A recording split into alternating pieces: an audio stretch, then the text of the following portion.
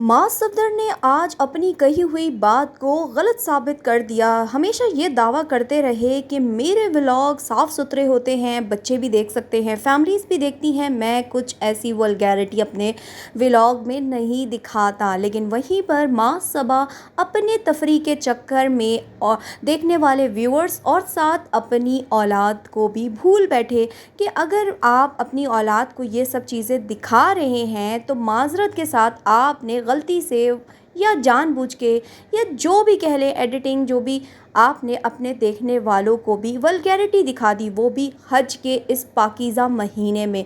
ख़ुद तो आप इन चीज़ों को देख ही रहे हैं, लेकिन आपने अपने देखने वालों को भी ये चीज़ दिखा दी जो कि आप अपने कहे हुए दावे से आज फिर गए। वहीं पर उनके भाई शाज़ पर भी लोगों की शदीद तनकीद शुरू हो चुकी है कि जहां पर उन्होंने ना सिर्फ कुर्बानी का बल्कि अपने घर में रखे हुए एक मुलाजिम हेल्पर जो उनके काम करता है उसको भी अपने कंटेंट के लिए इस्तेमाल करना शुरू कर दिया है, जो कि बहुत ही गलत बात है। अस्सलामुअलैकुम दोस्तों, कैसे हैं आप सब लोग? उम्मीद करती हूँ ठीक होंगे। अगर चैनल पे न्यू आए हैं तो अपने प्यारे प्यारे हाथों से चैनल को सब्सक्राइब भी कर लीजिए ताकि आपको आने वाली मेरी मज़ेदार तमाम वीडियोस मिल सके।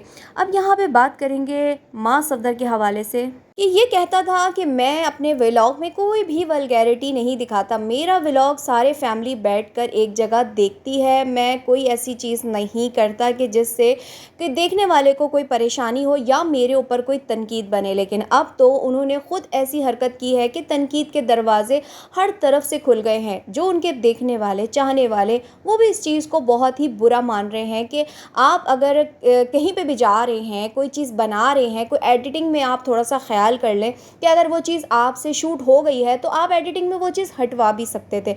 लेकिन नहीं, उस चीज़ को शूट भी किया गया, उस चीज़ को दिखाया भी किया और सोने पे सुहागा कि चलो देखने वाला तो वो स्किप कर देगा, वो चीज़ हटा देगा। लेकिन बड़ी ही अजीबो-गरीब चीज़ देखी हमने कि ख़ुद तो देख के मज़े कर ही रहे थे।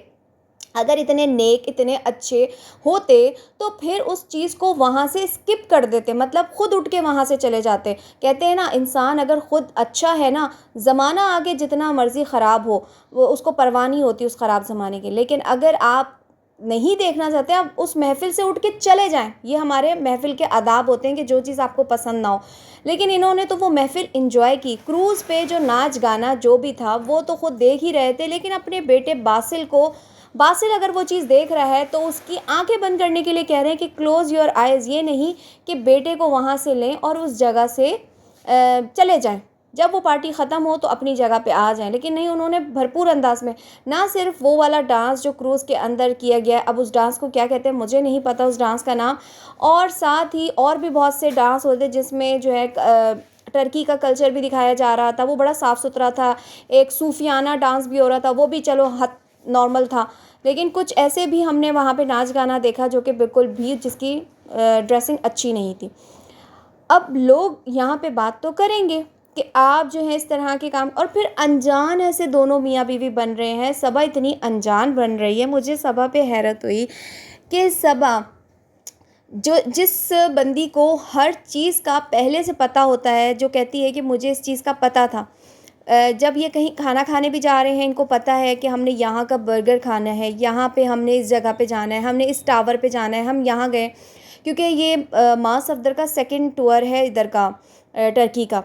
और माज़ और सबा को नहीं पता होगा कि क्रूज़ में क्या होता है, क्रूज़ में क्या हो रहा है, क्या चीज़ें होती हैं। इतने नन्हे और इतने अनजान नहीं हैं।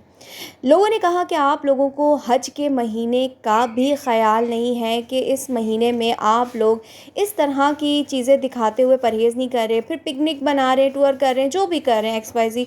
उसी में अब आप देखें, एक और चीज़ भी मैंने बड़ी नोट की है, और वो है कि सबा और माज़ अपनी तफरीह में अपने बच्चे को भी भूल गए। कल के ही क्रूज़ के सीन में वो बच्चा बार बार आवाज़ें दे रहा है और बोल रहा है कि एक बार तो उन्होंने शूट की उस चीज़ को कि मुझे ठंड लग रही है, मुझे सर्दी लग रही है। लेकिन उसके बाद वो सीन उसके ऊपर से हटा के सबा के ऊपर ले गए, और फिर सबा पीछे से बच्चा ज़ोर ज़ोर से बोल रहा है मुझे सर्दी लग रही है, मुझे सर्दी लग रही है। और ये दोनों मियाँ बीवी अपने सीन कैप्चर करने में लगे हुए हैं, उनको बच्चे की परवाह नहीं। कहीं पर बच्चा गिर रहा है, कहीं बच्चा ज़िद कर रहा है, कुछ कर रहा है, मतलब ये दोनों अपने ड्रीम इंजॉय करने के लिए आए हुए हैं। फिर लोग सवाल करते हैं भाई बच्चे पैदा क्यों किए हैं जब आपके ड्रीम ही नहीं ख़त्म हो रहे, पहले अपने ड्रीम ख़त्म करते, ड्रीम पूरे करते। अगर मैं सच्ची बात बोलूँ ना, ब्लॉग लोग बड़े व्लॉगर्स को बुरा कहते हैं, तो उसमें मैं इस वक्त डकी और अरूप की तारीफ़ करूँगी कि वो लोग कहते हैं कि पहले हम पूरी तरह से अपनी ज़िंदगी इंजॉय कर लें, हम घूम फिर लें, पूरी दुनिया घूम लें, उसके बाद कहीं हम अपने बच्चों का सोचेंगे कि हमने बच्चे करने हैं या नहीं करने। इसी तरीके से इकरा कंवल ने भी अपनी शादी के तकरीबन 1.5 साल बाद प्लान किया था बेबी कि पहले हम घूम फिर लें।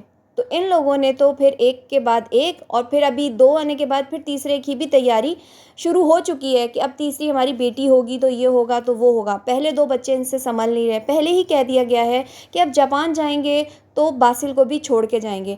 आप अगर व्लॉगर हैं, आपकी अगर ड्यूटी है कि लोगों को आपने जगहें एक्सप्लोर करवानी है, दुनिया घुमानी है, दुनिया दिखानी है, तो चलो आपका ये काम है और घूमे फिरें आप दोनों मियाँ बीवी। लेकिन फिर सवाल उठता है बच्चों का।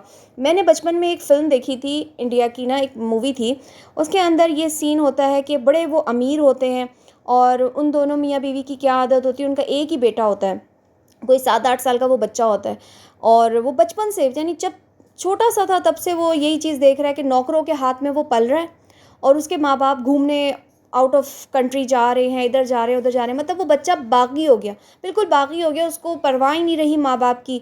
तो इन केस में भी ऐसा ही लग रहा है कि इनके साथ भी आगे ऐसे ही होगा कि बच्चे इनसे पीछे हट जाएंगे, वो बच्चे इनके साथ नहीं रहना चाहेंगे, बच्चे इनके साथ घूमना फिरना भी नहीं चाहेंगे। अब वो उस छोटे को ही देख लें कि कॉल करते हैं तो वो बच्चा माँ बाप को देख के कोई खुश नहीं होता, कोई ख़ास अच्छा रिप्लाई नहीं करता। बाकी इनकी मर्ज़ी है कि ये क्या करना चाहते हैं या नहीं चाहते।